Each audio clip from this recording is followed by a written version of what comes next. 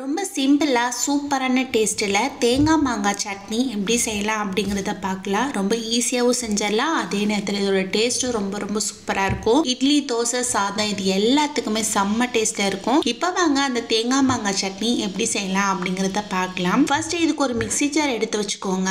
அதில் ஒரு கப் அளவுக்கு மாங்காய் கட் பண்ணி வச்சிருக்கேன். அதை இதில் சேர்த்துக்கலாம். எந்த அளவுக்கு மாங்காய் போட்டிங்களோ அதே அளவுக்கு தேங்காயும் போடணும். அதனால ஒரு கப் அளவுக்கு தேங்காய், ஒரு கொத்தளவுக்கு கருவேப்பிலை, ஒரு 5 போல சின்ன வெங்காயம், ஒரு துண்டு இஞ்சி, 4 பல் பூண்டு, 1 ஸ்பூன் அளவுக்கு உப்பு, அடுத்ததா ஒரு 5 to 6 போல பச்சை மிளகாய், இது எல்லாத்தையும் போட்டு நல்ல ஒரு சட்னி பதத்துக்கு அரைச்சி எடுத்துட்டு வந்துடலாம். இப்போ இந்த சட்னிக்கு ஒரு தாளிப்பு ரெடி பண்ணிக்கோங்க.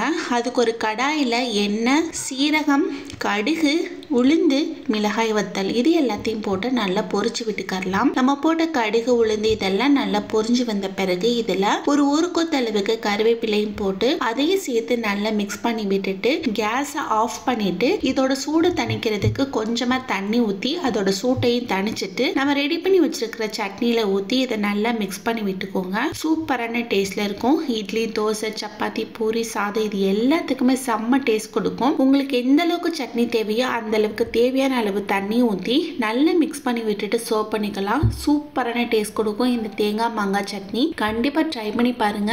ட்ரை பண்ணி பார்த்துட்டு எப்படி இருந்தது அப்படிங்கறத கமெண்ட் பாக்ஸ்ல கமெண்ட் பண்ணுங்க.